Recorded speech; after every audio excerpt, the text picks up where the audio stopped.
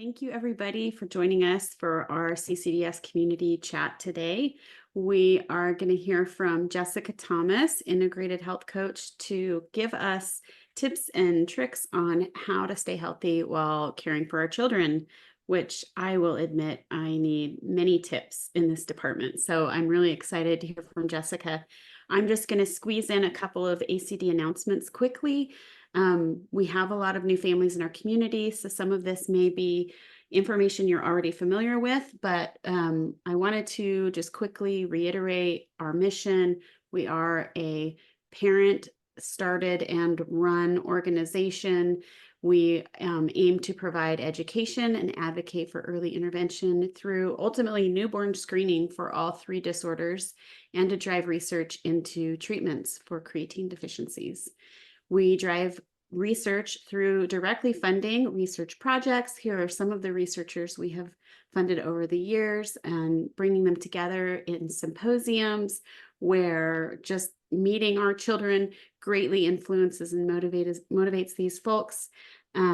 This is an example of one of our recurring programs. We fund fellowships every year to have young researchers looking at innovative ways to move our field forward towards treatments. And we also have larger projects where we've built upon some of those successes, and we have a lot of momentum. And one of the programs that we are running right now is even an ACD-initiated research project where parents are involved actively and shaping the future clinical trials that we are all hoping to move towards.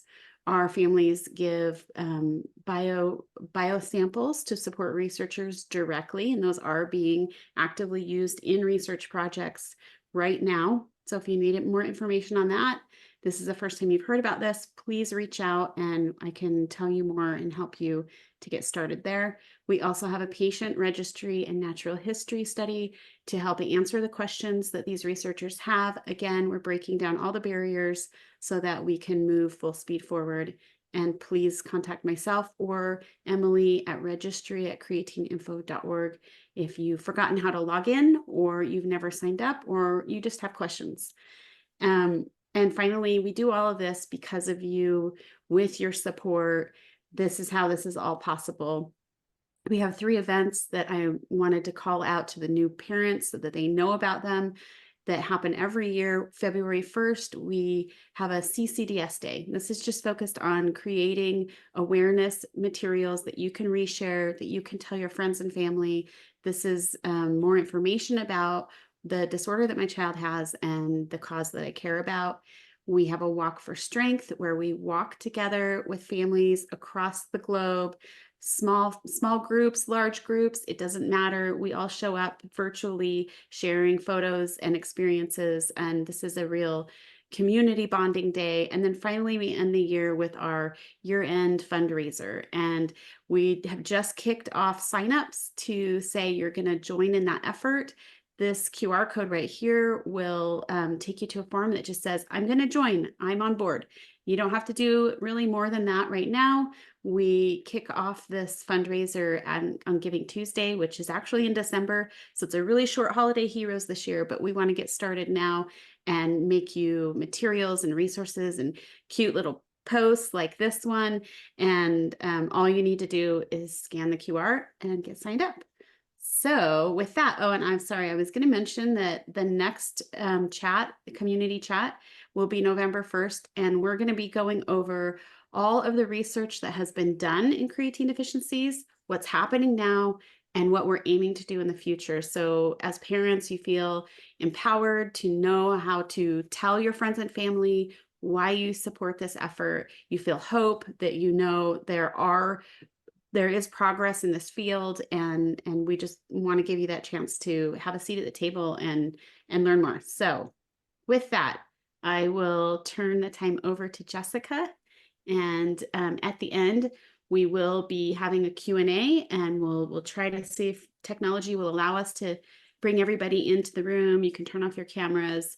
If you would like to not show your full name, you can rename yourself right now while you're waiting.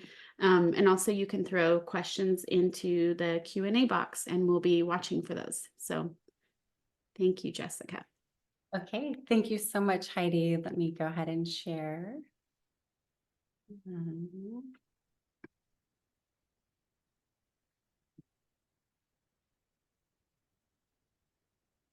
I can see your slides. You can. Okay, great. Yes. Thank you. Okay, thank you so much for joining today's webinar. I'm so thankful that you're here. This is such an incredible community that you guys have created. And today I want to talk about how you can stay healthy while caring for your child, stress management, and wellness for caregivers of children with creatine deficiency. So I have a background in exercise science, health, fitness, and nutrition, and have a very integrative approach as a hormone specialist and integrating health, fitness, and nutrition together. And I learned actually about the association of creatine deficiency, or what creatine deficiency is, from one of my clients and friends, Aaron Kohler, whose son Cadman has creatine deficiency. And so going to the Walk for Strength and being able to see the progress and the momentum that you guys have made through bringing awareness has just been really inspirational and incredible. So I love that you're here. I think it's a beautiful community that you guys are creating to support one another and to grow and to learn.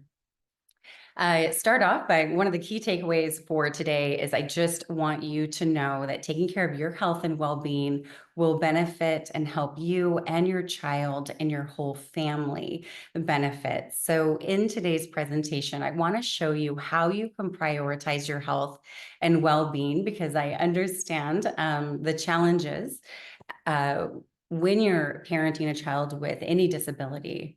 And I want you to be able to have simple ways to increase your energy, stamina, strength, to be able to have stress resiliency, better sleep, more stable moods, increased patience with your kids, and also to be able to prevent future health problems from occurring. So I really want to share with you just very simple, easy to implement strategies. I want to talk about why it's so important, sharing how exercise, nutrition, sleep, and also how you can use supportive supplements to help your body cope with stress and help you to sleep better and give you the energy that you need. And some bonus extra tips for quick ways to keep your body regulated. And I am looking forward to the live Q&A. So please write down any questions, and I look forward to answering those for you. I understand if you are experiencing just an overwhelming amount of stress. Many of you guys have had a long journey to your child's diagnosis, which has meant a lot of frustration, doctor's appointments, knowing something's wrong and not getting a diagnosis, having to plan ahead of time always with your child, dealing with maybe behavior like aggression, anger, agitation, impatience, and tantrums that can be unexpected or unpredictable.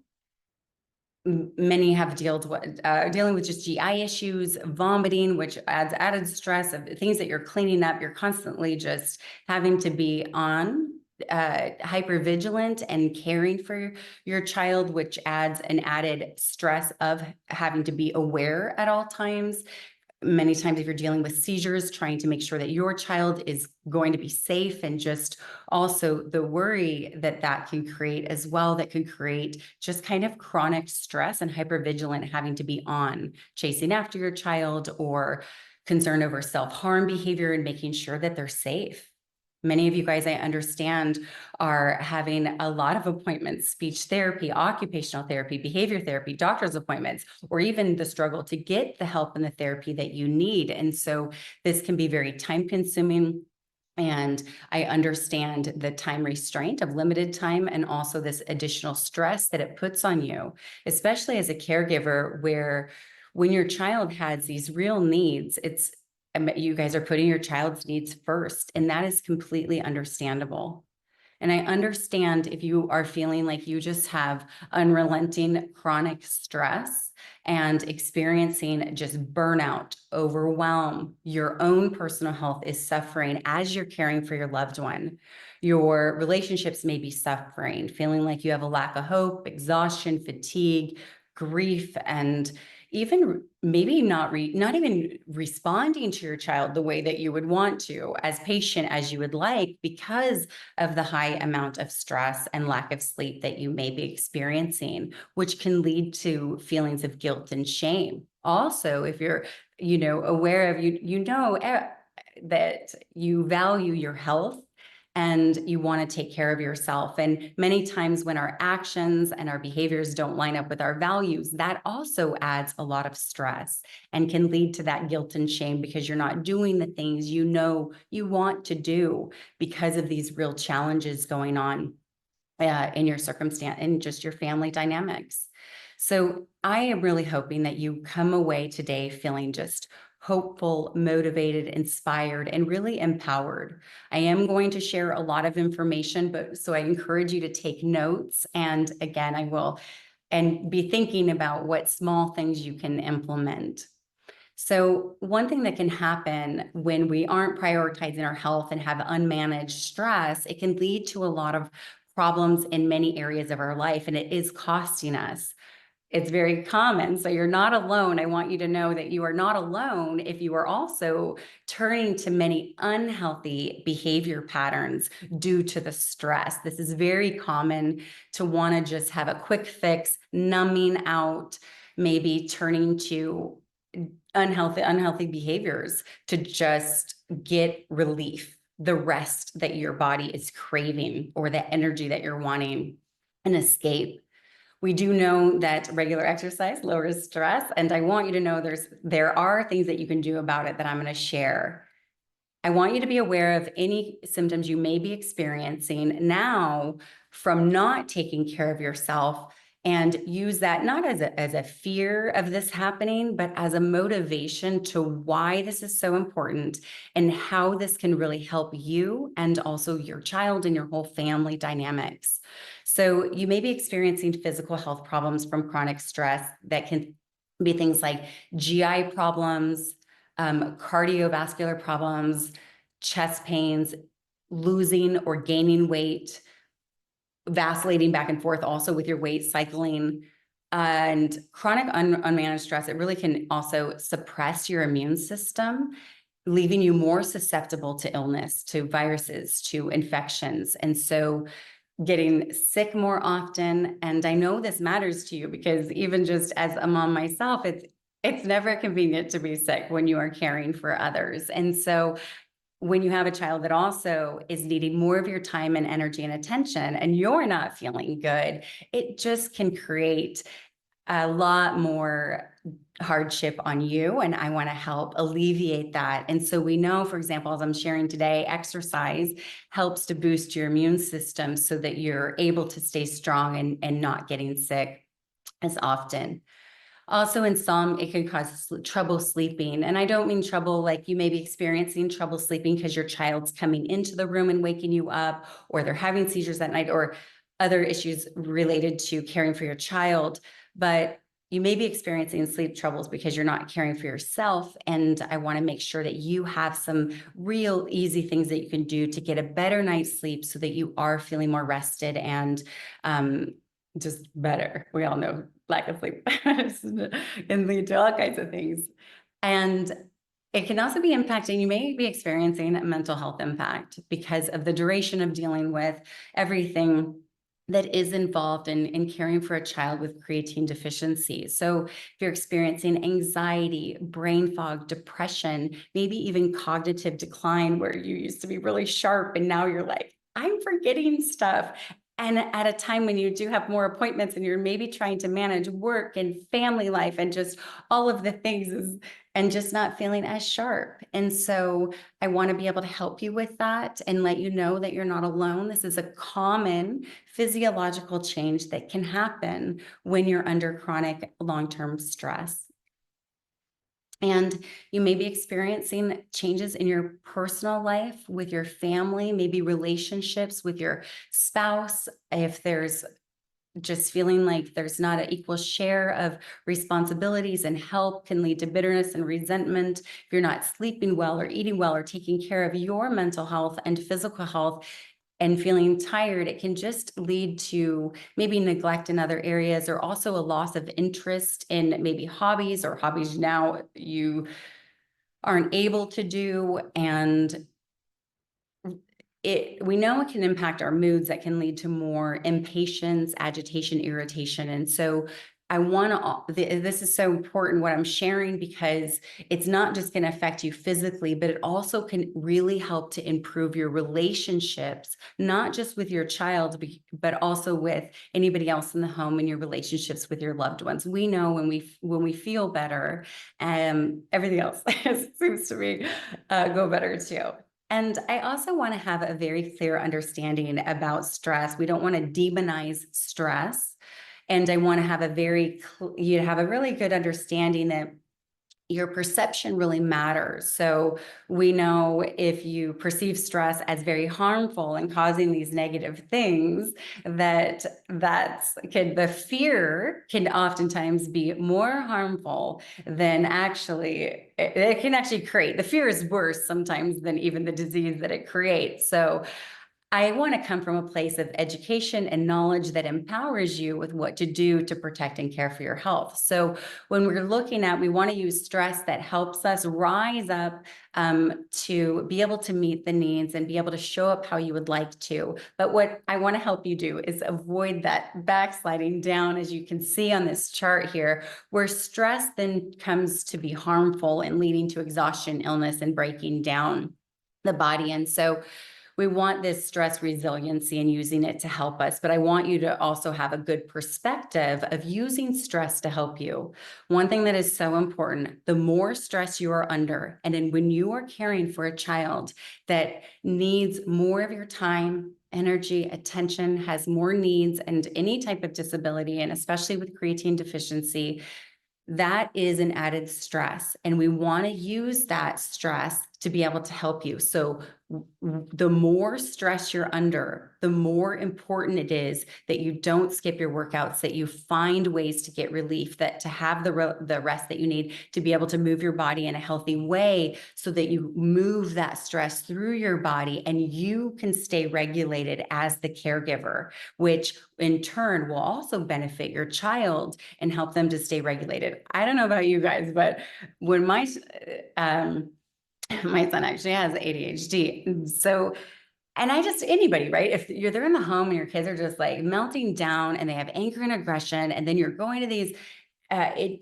sometimes it's very easy to feed off people's energy, right? You can kind of like feel that stress rising and creating tension. But if you can be able to regulate your own emotions, it's never perfect. It's like, how can we practice to stay more regulated, which I'm going to show you how to do that. Then it can really help to diffuse situations and be that safe caregiver that your child needs. And so, I want to talk about again, how we can, my take home point for this is, the more stressed you are, the more you really need to prioritize self-care, taking care of your health and fitness in ways that really keep you regulated, or not letting stress harm you. So how are your strategies? So I want you to, what are you doing now to manage your stress? And I want to ask you, is it working? So this study that I'm sharing with you on the slide here looked at people that engage in going online, watching TV or movies, and there's no like, this is a very normal thing. This is what I experience. And let me ask you, do you experience this? You are on all day long. You're going nonstop. You're having to care for so many things. And then when the kids are finally in bed, this is your chance to rest and to unwind at the end of the day, or get caught up. Some people are trying to get caught up with doing all the other things and staying up late. But many times it may be, okay, just scrolling on social media, looking online, or watching movies or TV, in order to be able to have that distraction, rest, time to yourself, really, and just rest. manage stress, right, in your life. But what we find is they're not very effective. And one thing that is effective is exercise. And 62% say that it is effective for stress management. There are so many research studies that show it is proven and very effective. And so I want to share the benefits of how exercise helps you to manage stress better. And then also, most importantly, how you can fit it in when time is limited. So we really want to use exercise as medicine. And I'm sharing with you on this slide, if you're not familiar with Dr. Daniel Amen, he does a lot of brain scans, and you can look at the scan of somebody sitting quietly versus after 20 minutes. And so we know just like walking, moving the body has such a physiological change on every area of your body. There is nothing that replaces exercise. Nothing. There's no pill you can take. There's nothing. Nobody can do it for you, and nothing replaces it. And what's so incredible is that you can get benefits in such a short period of time. Even in 5 minutes, you could change your physiological state. So I want to share just even this with walking, not even doing intense, but walking, how much it can really help your cognitive function. Also with PTSD, as you can see on PTSD and a healthy brain, the impacts that it has in our brain. And so exercise helps when you have dealt with a trauma or the chronic unrelenting stress. We want to keep our brain and body as healthy as we can. And we know regular physical exercise can reduce stress by up to 40%. It releases endorphins. These are natural stress relievers and also pain relievers. So if you're also experiencing pain, you can have this natural pain reliever through moving that also boosts mood.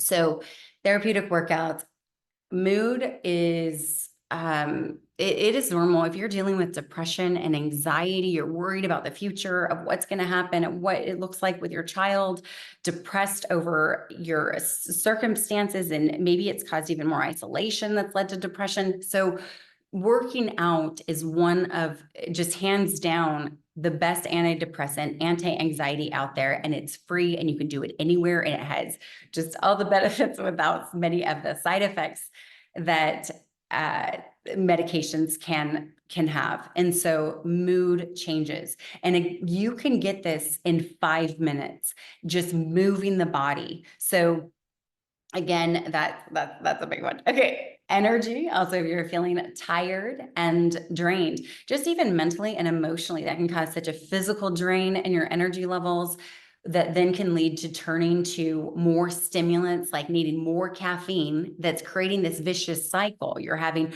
more stimulants of caffeine because you're tired, and then you're not sleeping well, and then you're not doing your workout. And it's just like this cycle. And so one of the benefits of exercise is it creates cellular energy without disrupting your sleep. It will help your sleep, which I'm going to talk about later. So it gives you the energy, and you can get that really quickly. It can improve sleep, like I mentioned, and really exercise actually activates the prefrontal cortex of our brain that can really help with making good decisions and that thought process and staying more calm. Research even shows that exercise helps people to be more loving. And think about it, because if you're in that fight or flight state where you're just reacting to things, and that's why sometimes it's like, why I'm responding in ways I don't want to respond. And we have to calm the body, and exercise can really make a big difference in how we show up. I'm telling you, I know for me, I'm a much better parent when I work out in the morning. And just creating just strength in the body. A strong body helps you just it kind of like spills over into feeling strong in other areas of our life. Strong physically can help us to be stronger mentally and emotionally as well. When you are exercising the body, you're increasing your heart rate. When you're breathing deeply, it activates your sympathetic nervous system. So you have sympathetic and parasympathetic, just rest and digest, and also fight or flight. You need both of them, especially as a parent with a child that has creatine deficiency, because if you're having to run after your child to keep them from harm, you need that fighter. You need to react very quickly, but we don't want to stay there. We want to be able to regulate where we can come back to calm, rest so you can sleep at night and not stay stuck, which it's very easy to get stuck when you are chronically on. And so exercise it trains your nervous system to be more resilient, to go back and forth, and can experience more calm. When you have rhythmic motion, like hitting your feet, hitting the ground, it's whether it's walking or running, it's calming to your whole nervous system. If you can regulate your nervous system, you can regulate your emotions better. And so this really could make a big difference. We also want this physical release. So has anybody ever tried? And I do recommend there's some wonderful apps like Calm and, daily meditation apps, right? We know meditation can really help also rewire the brain and help us to stay calm. But has anybody ever tried to like sit and like meditate when you're just like, you are in go mode, right? Your stress is so high that you can't even like calm yourself in that way. Many times we need a physical release of exercise to move the body, which moves and excretes that extra high amount of cortisol and adrenaline. It helps like flush it out. And then you can experience more calm mentally to then even be able to get some of the benefits from some of those other from meditation and sitting quietly. But the physical release oftentimes needs to come first. And also injury prevention. I know that some caregivers have experienced, you're picking up your kids and you're having to help just move them if they're in the wheelchair and you're moving. Well, we want to make sure that your muscles are strong, your back is strong. You're not going to injure yourself, again, creating more stress. And so when you are strength training, you are also helping to prevent injury and making those tasks easier for you as well. And you really want to have both exercise and movement. And I'm going to talk about both. So you want just daily walking, all the time walking as much as you can, whether it's pacing if you're on a call, or maybe you're at your child's appointment and you can just pace and walk around, or just as much walking. Walking is extremely hormone balancing for the body. What can happen when you're under chronic stress is that, well, your stress hormones can be very elevated for a long time. And so how you work out when you have experienced a trauma, under traumatic stress, experiencing an illness, in burnout state where you have no energy, needs to be adjusted. So you want to adjust your workouts based on your stress level, honestly, because if you're in burnout and then you're also going and doing a lot of really strenuous exercise, you could be exasperating the problem. Because when you're in a stressed out state and cortisol is higher, that's a little bit more catabolic. And so it kind of, all your energy is going to survive. A lot of energy goes to keeping you alive. And that can mean that your repair center for your body to clear out that inflammation in your body is sometimes slowed down a little bit more. So you may feel like you work out, but it's like, now I feel like I got hit by a truck. I am so tired because there's just so much inflammation. Your body's not in the rest and digest, which is also a healing state.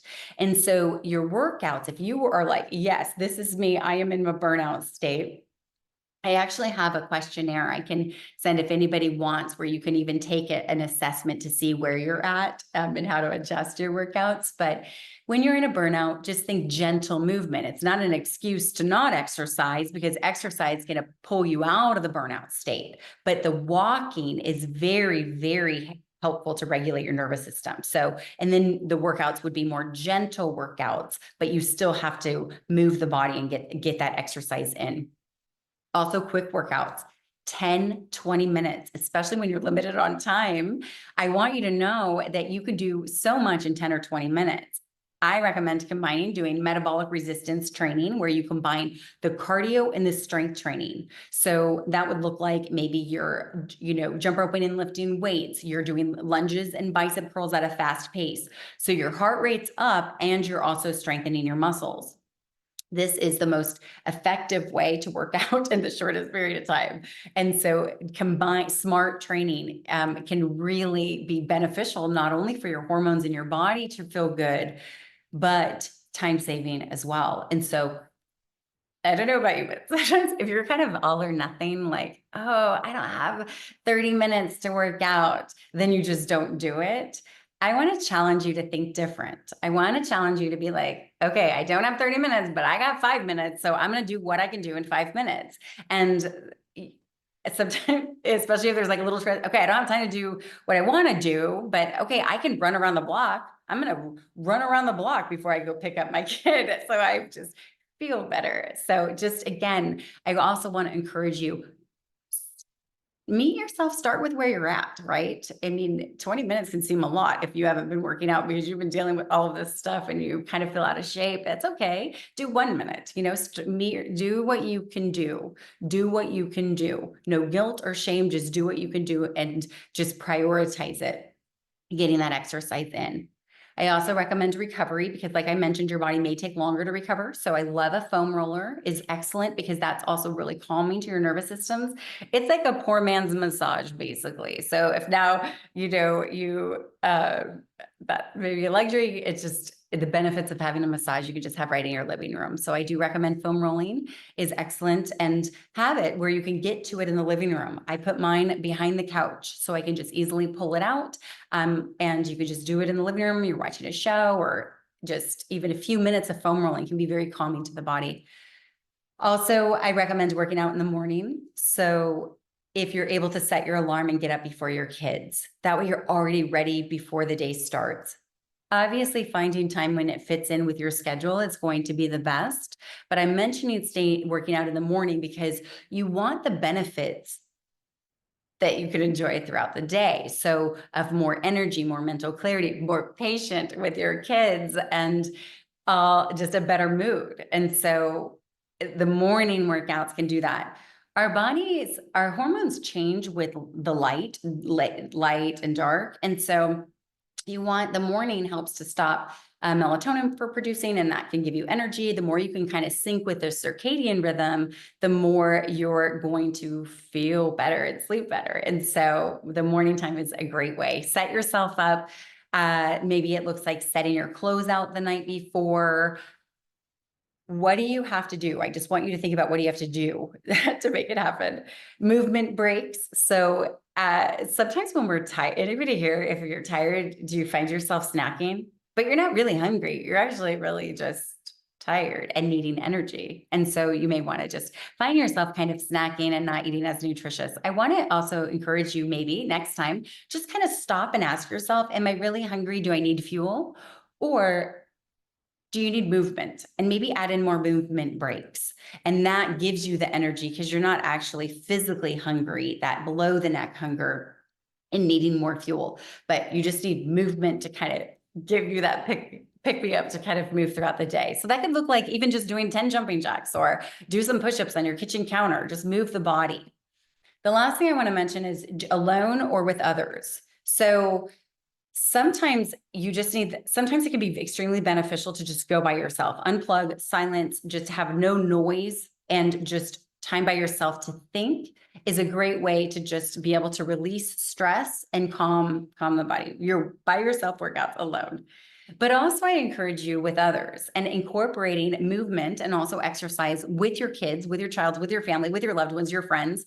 I know that sometimes if you're dealing with, maybe you just don't have the free time like you once did to do some of those things, or to even meet up with your girlfriends like you could, or it's harder to go to the store, it's harder to go to shopping, and you have more appointments.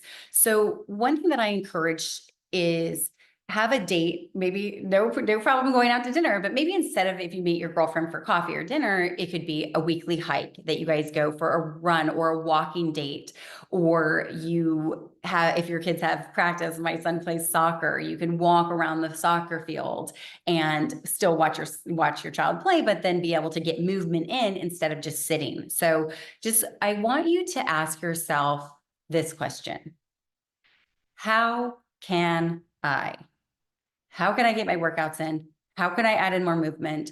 How can I make this work? How can I get to bed earlier? So what this does is it puts the brain in problem solving instead of staying stuck. Like, I can't, I just can't work out. It's too hard to work out. How can I do this? And so what do you need to do to make it easier for yourself and more effortless? Like I mentioned, laying the clothes out, or a friend. So you're not going to flake on your friend, combining it with other activities when your time is limited. So again, if you're have a scheduled date to go for a walk or a run with somebody or a hike, now you are meeting many needs. You're outside, you're able to have time with your girlfriends, which is a huge stress reliever as well. And then you're also getting in that movement and exercise that your body needs. So you're kind of checking off a lot of things when your time is limited. Can be very helpful. If you're in your therapy appointments for your kids, if you're in a place where maybe you can just, if you don't have to be there, can you go for a walk around the building even, or there's stairs and you can just walk the stairs a couple times? Just what can you do? And please don't minimize those small things. It is the small things that all make a difference. And I also want you to be very aware of what NEAT is, if you haven't heard of that. NEAT is non-exercise activity thermogenesis. So it's not necessarily you're getting your weights out and you're sweating and you're working hard and you're getting that, workout, and that has a very good purpose. But also just your everyday stuff. You're already busy doing, if you're cleaning the house or you're, walking the dogs, caring for your kids, running after your kids, think of this too. This is all movement that makes a big difference and can really help enhance your mood and improve your overall health. Don't minimize this. There's this really interesting study where they took nurses, two groups of nurses. One group, they said that they didn't tell them anything. They just took all of their vitals, their cholesterol, blood pressure, all of their labs. And then another group, they said, hey, this actually is like a workout. This is a workout. You cleaning houses is a workout. And what was very interesting with those studies is the ones that were told the benefits that, hey, your job that you're already doing is workout. And I'm sorry, your job right now as a caregiver is also a workout when you're chasing after your kids or, having to do all of the things. So I love this quote from Rena, one of my clients, that said, I have more energy, I'm more productive, also way nicer to my children. And all these small changes have made a big impact on my family. So again, don't minimize the small changes.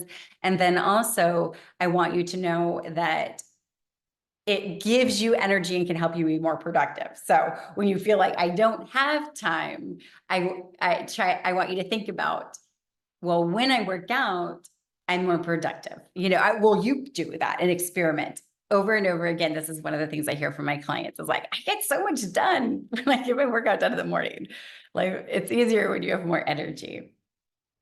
Next, I would like to talk about just food as medicine, giving your body what it needs to function optimally and cope better. When you are under stress, your body is going to use more nutrients. So it's how nourishing your body is important because you're depleting and using up more. For example, your adrenal glands that rely on vitamin C, you want more of that.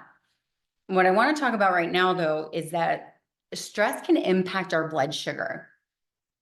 You may be aware that like stress, you may think of blood sugar increasing with high sugar, refined carbohydrates. But did you know that your blood sugar increases just by your thoughts alone, just by stress?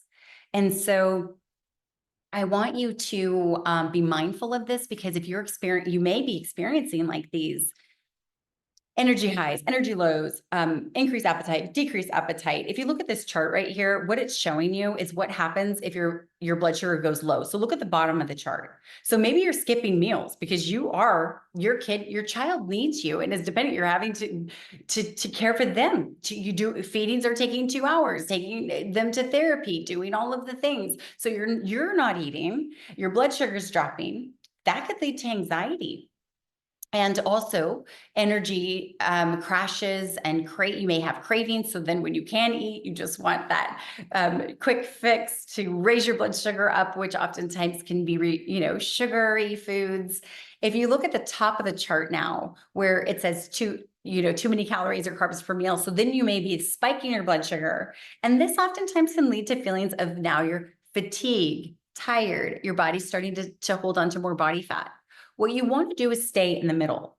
So when you can stabilize your blood sugar, you can stabilize your moods, your energy levels stabilize, and you will experience an increase in energy, eliminate cravings, and also be able to protect your lean muscle mass, which we need for healthy metabolic function. So, but I want you to be aware that if you're experiencing these highs and lows, that's a normal response in your body when you're under chronic stress. And this is why it's important to prioritize your workouts and also so the other recommendations I'm giving you. But working out will help you to be more stable. And the benefits are more focused, more energy, sleeping better, and just feeling overall just better, right? When we're more stable, more stable. And many times blood sugar imbalances can come from eating too much. So if you're going from like this, you're not, don't have time to eat. And then finally you could relax at the end of the day when your kids are in bed. And then it's like, oh my gosh, I'm so hungry. When your body calms down, you can have an increase in appetite. But then if you're in heightened stress state of like, oh my gosh, maybe your child's having a seizure and you're in this grocery store, they're having a tantrum, your stress is just high. So you may experience where you're just not hungry. And then when you can finally relax, then you may be hungry. So what do you do in this? So I just want you to be aware of this. Lack of sleep can cause the imbalances as well. Sedentary lifestyle, too much carbs and sugar. One thing that really helps is just a simple breakfast. So and at breakfast, I mean the first meal of the day. Wait till you're hungry. Wait till you're hungry. But if you can have a little bit more protein and higher fat and lower carb for breakfast, that can help your blood sugar stay more stable for the rest of the day. So how you start the day is going to impact how you feel for the rest of the day. And many times, for example, if people have like, I don't know, pancakes for breakfast or something, a high carb meal, I just think back to times maybe you've done that. And then did you notice that you wanted more carbs or sugar or were tired afterwards? So compared to if you have a higher protein breakfast, do you notice that you're more satiated and though you don't have those cravings? So when your time is limited, it doesn't just keep it simple. One thing that I love to do is I do a pea protein from Designs for Health. They make a very good quality meal replacement shake because it's go time, even though I don't have a child with disabilities. And it still is busy in the morning, right? You're getting your kids ready for school. You're having to pack lunches. You're trying to then also now squeeze in a workout, hopefully get to work, do all the things. And so sometimes doing a liquid meal when you are under more stressed or pressed for time can be a great way to add a lot of nutrients in a portable, easy, less mess. Also for your children as well, that can get that nutrients in an easy way if you get them to do that. So just think simple breakfast when you are hungry in the morning. And also for lunch, I recommend something, again, still a higher protein, lower fat, but some carbs, but not too many, where if you've ever experienced, you have a sandwich for lunch and then you just want to take a nap afterwards. One thing that I recommend if you like salads or try to do large salads can be a very easy way that requires no cooking, just like prep, throw it all together, that you can get a variety of antioxidants. You want to get in as much vegetables as you can and real whole foods. So think a little bit bigger lunch is what I recommend, because I don't know, well, and then dinner time, I'll talk about it in a minute, but also with your snacks, try to think real snacks. I always travel with a cooler. I highly recommend having multiple sizes, just a cooler that you can throw in then real food, celery and almond butter. Sometimes I don't even put it on like that. I just grab the container of almond butter and I got a spoon.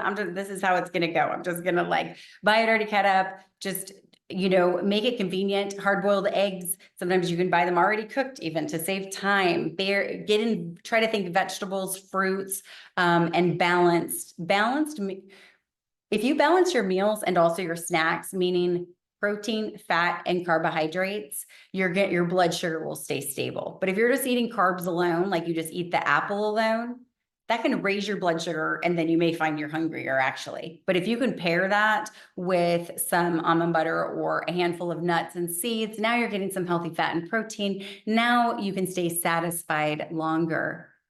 And then I want to talk about dinner. I know some of you guys have described it as like the witching hour, and many caregivers have shared that the hours between 6 to 8 is a challenge. So I want you to give yourself permission to do life different. You do you and your family and what works for you. I'm just going to give you some suggestions. Though, if 6 to 8 is already really challenging because maybe you're trying to get dinner and homework and sports and all the things, right? And it's just your child's melting down during that time.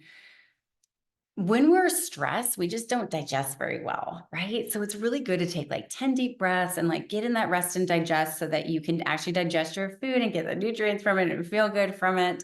But dinner times, that, in your situation, I just want to say maybe it's a matter of sitting down next to your child and you are enjoying that time being fully present with them.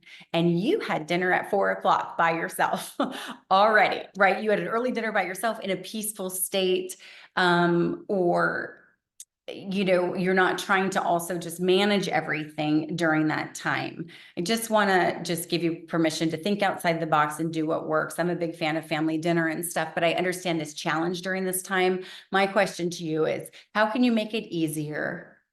And maybe it's a matter of, okay, you have dinner with the kids and stuff, and then you can have dinner with your spouse, where you actually sit down and eat and can relax and unwind and connect with your spouse after the kids have already eaten and you kind of cleaned up or whatever. So just, do any changes need to happen during this? And then just meal prepping doesn't have to be a lot, just like, okay, simple meals. Just think, okay, what protein, vegetables, just simple.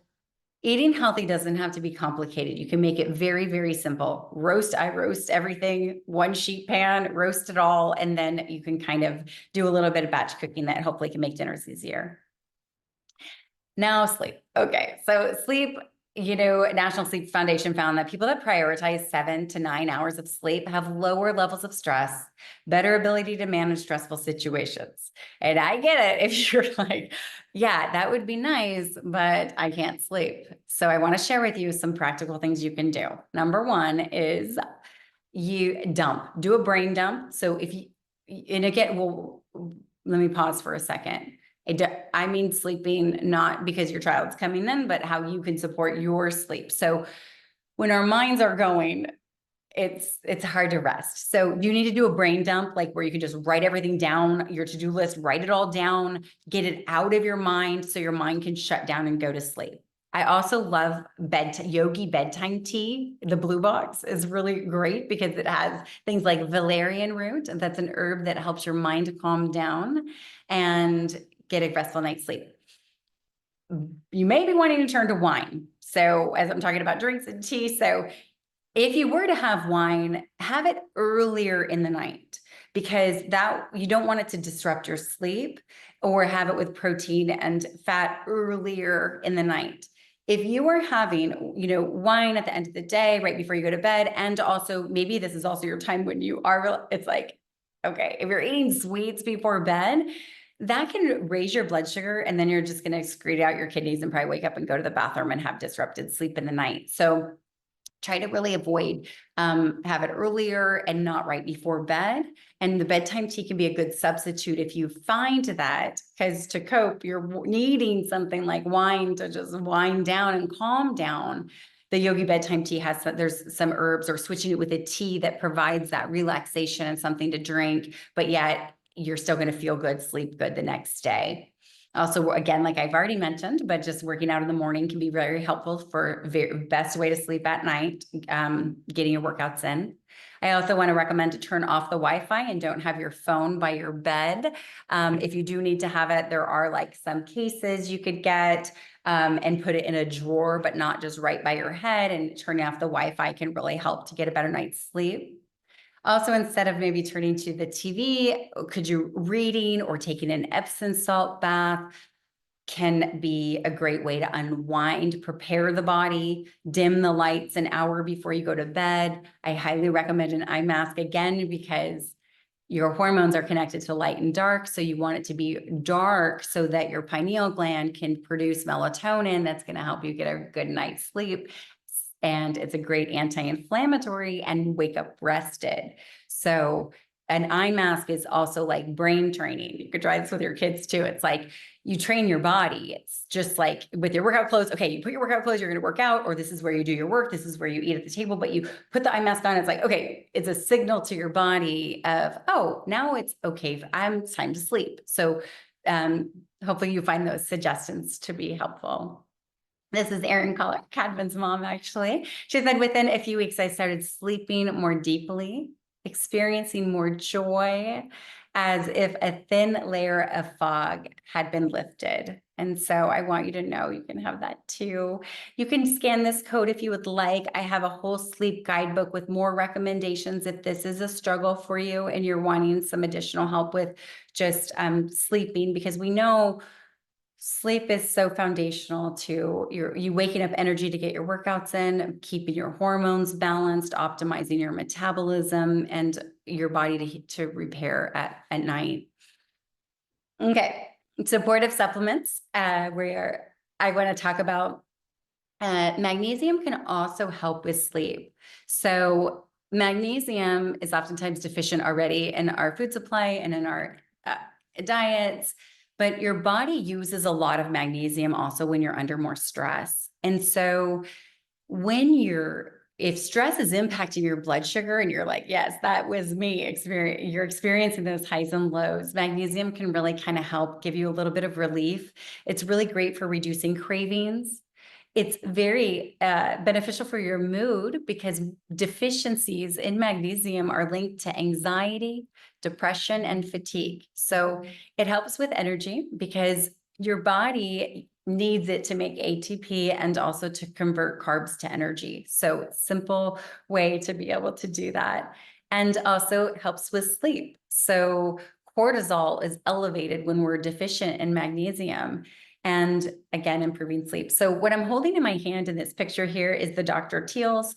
I recommend 1 to 2 cups in a bath 90 minutes before you go to bed. And that's a great way to get it externally.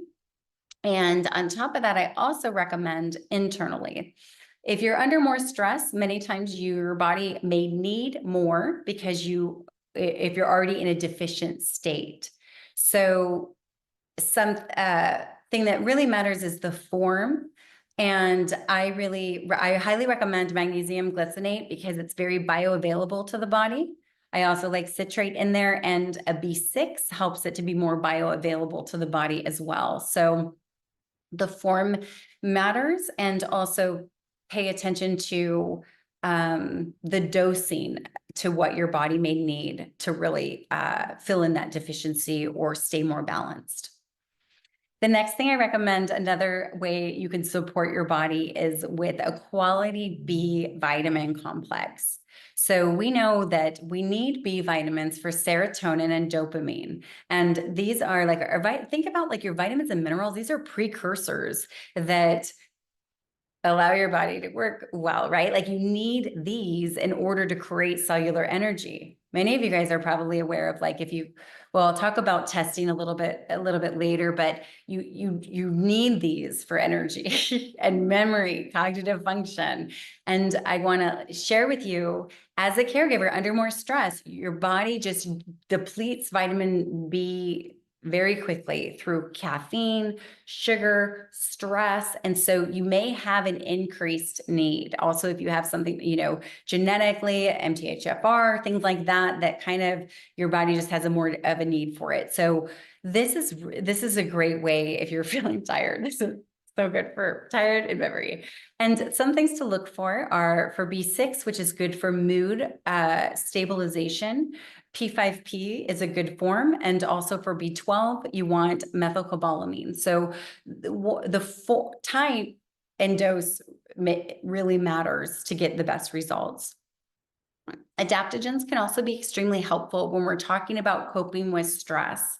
So one of my favorites actually is this one, rhodiola, that I'm sharing with you. But adaptogens, if you're not familiar with that term, these are herbs that like work with your body. So if you need to calm down, it calms down. If you need more energy, they kind of just like help, and they help you adapt. Like adaptogens, they help you adapt and cope better to stress. So they are herbs that really can help improve mood. They can create calm, reduce stress-related fatigue, and also support cognitive function. You want to work with a practitioner, though, on which adaptogens you're taking, because they do, if you're taking ashwagandha, it's very good for anxiety, but may not be great if you have an autoimmune. Rhodiola is my favorite because it's energy and also helps with stress, very good for stress. But if you're already taking an SSRI for depression, then this works the same way. It wouldn't be recommended. So definitely supplements can make a big difference, but you always want to make sure that you're taking quality and what your body needs. So I highly recommend, just like you've done a lot of testing for your child, that have you gotten your labs tested? Stay on top of your own doctor's appointments, even though I know you're so busy and I know that you are prioritizing your child's health. And I want you also to prioritize your health. So have those regular doctor's appointments. Some things you may want to request that I find you kind of have to request these ones if your doctor doesn't normally run them routinely and you're feeling tired.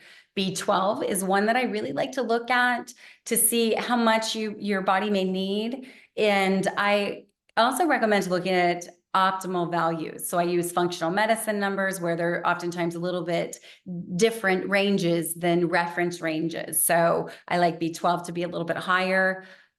Thyroid, if you're experiencing maybe, some of those just all the symptoms, honestly, sometimes it's hard to know what is what. Is this just because of the stress, or is my thyroid sluggish now and a hypothyroid, or do I have an autoimmune? What's going on, right? And so just testing can kind of give you just peace of mind, and also most importantly, know what your body needs. So I highly recommend this. Iron and ferritin, I see all the time with women being tired. So testing those can be very beneficial. Vitamin D is also used up. I see this low very frequently, and also people supplementing with maybe D2 when you want to take D3, and so their values still aren't optimal. So vitamin D can make a big difference in mood and also sleep. So that's something I do find more doctors are testing, but I want to mention the range, and also some specialty testing, which you guys are also aware of. I know many of you guys, I love that the awareness for screening for creatine deficiency with metabolomics testing. That's something that I recommend you may want to consider as well. So one thing that is, do you need any specialty testing? If you're just like, I don't feel good, something's not right with your health, something's off, just like many of you caregivers knew long before the diagnosis that something was going on with your child, right? Many times, you just kind of know. So if you're feeling like, hey, something's off on my body, many times, because you guys are caregivers and looking out for your loved ones and for your child, that it's very easy to neglect or even just like ignore your own symptoms or put them aside, that maybe you're losing your hair, or maybe you're, what you just, I don't know, a hair loss could be a big one, or, whatever, these little symptoms. Why are my nails breaking off? Why am I, gaining weight? And, just they kind of slowly can kind of happen over time. And if I just want you to stay on top of your own health, get your appointments done. And I can, and specialty testing sometimes can be really good if you're like, can't figure out what's going on. A cortisol test is something I do an adrenal panel where I can see sometimes people's cortisol can be flipped, right? If you can't sleep, it's like low in the morning and then high at night. And that could be why you're not sleeping, but you can look at it and you want it to be high in the morning and then low at night. So you have energy to wake up, do your workouts, and then sleep at night. So quality, you always want strict quality standards, both. I know many of you guys are also using supplements for your children, but maybe not necessarily supporting your own body. And so always look for just quality standards. Professional grade supplements is what I recommend. And you can get that on Full Script is one company that provides practitioner supplements. Okay, we're wrapping it up. Last few tips. This is kind of like our final, fast, things I want to throw at you, because some of those take time, and I want you to have quick things when you're kind of dysregulated. I want you to feel your body, be in tune with your body. Like, I can feel my stress levels rising. My kid's having a tantrum. Oh my gosh, what's going to happen? He's, whatever, right? There's aggression, and you just feel it rising in your body, right? I just want you to be able to regulate quickly. Sometimes something so simple, honestly, like drinking water. So like just drinking like 8 to 16 ounces of water. I also recommend if you don't have a filter with minerals that you replace the minerals in your water. And water can help to bring your cortisol level stay regulated. It's so simple. So getting outside 20 minutes can bring cortisol levels down. Get your kids outside too. If it's like getting crazy inside, that can really help restore some peace. So outside 20 minutes is excellent for relieving stress, grounding. So get your shoes off. You got soccer practice, put your feet on the ground can help bring cortisol down. Tapping solution, if you're not familiar with that, is Nick and Jessica Ortner. It's called Emotional Freedom Technique. I highly recommend it if you're not write that down if you're not familiar with it. It's a great way to relieve you want to move emotions through your body. Trapped emotions, which is understandable to have a lot of emotions with dealing with a child being a caretaker, honestly. And so you want to move those emotions through your body so they don't manifest in further health problems. 4-7-8 breathing is a breathing technique that I recommend. You can look that up. Dr. Andrew Wells is a good one. Physical touch. So you want to do 6-second hugs. Hold that hug can really help bring the stress level down, releasing oxytocin. Laughter can be great. Lifts comedy. One day of rest is so extremely beneficial because so if you're already like, I'm doing all these things, I'm working out, I eat healthy, I'm already supplementing, and I'm trying to work on my sleep. I still just don't feel good. My next question would be, do you have one day off a week, one day of rest? That can be so good to prevent burnout. Giving yourself that, do what you enjoy on that day. Go to the beach, take a day off. One simple thing you can also do anywhere, which was that is just place your hand over your heart. So I encourage you to do this right now. You can just take your right hand and place it over your heart. You can do this for your child as well. When you place your hand over your heart like this, it actually releases oxytocin, the love hormone. And the benefit of that is that it actually helps to bring your anxiety down and calm the body and also make you feel better. So this is a calming way that you can do.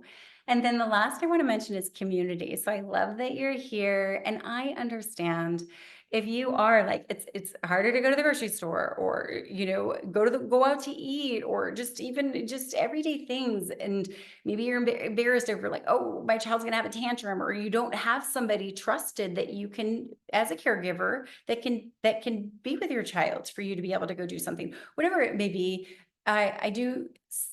I want to caution you against, like, there's already a loneliness epidemic in our society. They have equated like loneliness to being equivalent to smoking like 15 cigarettes a day, leading to dementia, Alzheimer's, cardiometabolic problems, diabetes. I mean, the health problems that arise from loneliness. And so I just can't encourage you enough to stay connected to this community. Go to the Walk for Strength, go to these events, show up on these webinars, chat, get each other's numbers, reach out to people that are in this community because they're in it with you. Somebody that gets, sometimes just simply somebody that gets it and understands what you're going through can be so healing in itself and help you to be so much more resilient to stress and coping better because you're not alone. And I want you to think about today, what are you gaining, right, by doing this? Because I trust me, I get it that it's hard to work out when you are tired. I get it that it's hard when you're not sleeping. It's hard to eat healthy when you are just maybe feel like you're falling apart and your life is falling apart. I mean, there's challenges, right? But I want you to focus more not only, okay, those are real, but what are you gaining? I want you to focus on what you're gaining. Okay, I want to be more patient. What do you want? What are you gaining? You're gaining a better relationship with your spouse. You're gaining closer relationships with your kids. You're gaining energy, health, productivity at work so it doesn't start to suffer. So you're gaining so much by doing these very simple things, balancing your blood sugar, getting your workouts in, prioritizing your sleep.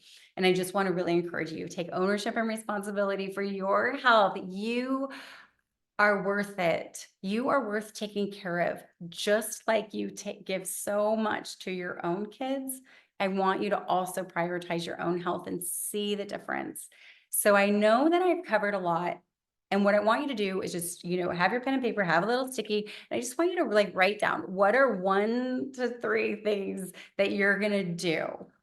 And you may want to phrase it as, what are you going to start doing that I talked about? Okay, I'm going to do the push-ups on my kitchen counter when I'm waiting for my coffee. Or what are you going to stop doing? Okay, I'm going to stop watching my binge watching my Netflix show, and I'm going to take a bath instead. What are you going to continue doing?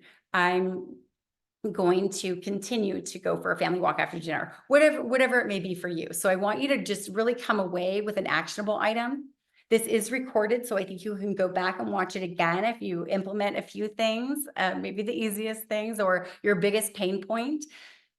If you did have to narrow it down to one thing and you're like, "Ooh, do I focus on my eating? Do I focus on this?" You do you, whatever works best. But I do want to share that many times when you exercise, research has shown that when people start exercising, they actually start eating healthy. So I have clients that come to me and they're like, I don't want anything. I don't want to change my eating. I don't want anything about the nutrition. But lo and behold, once they start working out, they just like start eating healthier. So that is where I would start. Move your body and start exercising. But yeah, come away with 1 to 3 things. Now we're going to open it up to the live Q&A. So I would love to be able to answer any questions. I'm going to hand it back over to Heidi, and also want to make sure that you guys get my information if you guys need any additional help. Thank you so much. That really got me motivated and thinking of a lot of great ideas that I can implement. So thank you so much. I think everyone in our community will enjoy just considering how they can give a lot of the care that they give to their children, just a little bit to themselves. I love how you mentioned, we all are taking our kids for testing, and we're all, spending all this time going to therapies. And I think we can carve out a little bit. And I think really the problem isn't the lack of time, it's that we forget and we don't prioritize ourselves. So this is really fantastic. Thank you, Jessica.